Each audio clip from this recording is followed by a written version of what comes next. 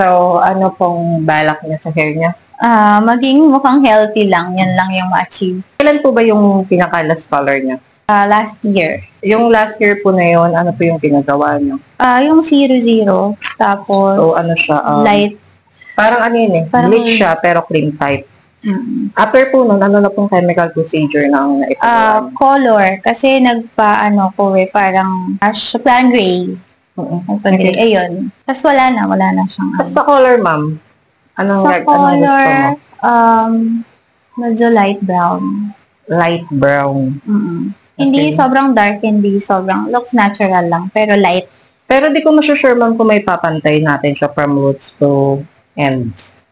Kasi Okay. ito medyo matagal-tagal to eh. Oo, kasi ito na Ito yung... naman malalighten. Pero tatry ko mag-mixing ng color na medyo mahabol natin na magpantay.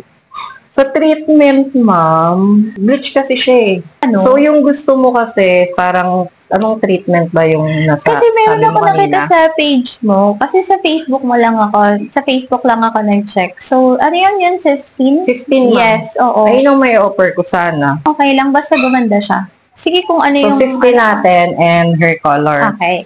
Nakapagpa-16 na po kayo before. No, first time. Pero familiar ka sa 16 sa mga services.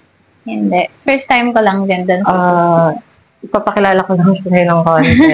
Bali, effect niya sa buhok mo, medyo magpa-flat siya ng konti.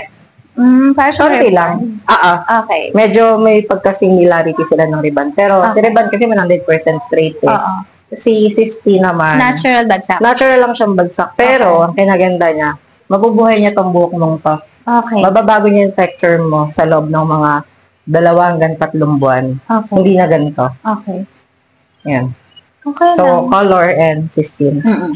Sige po.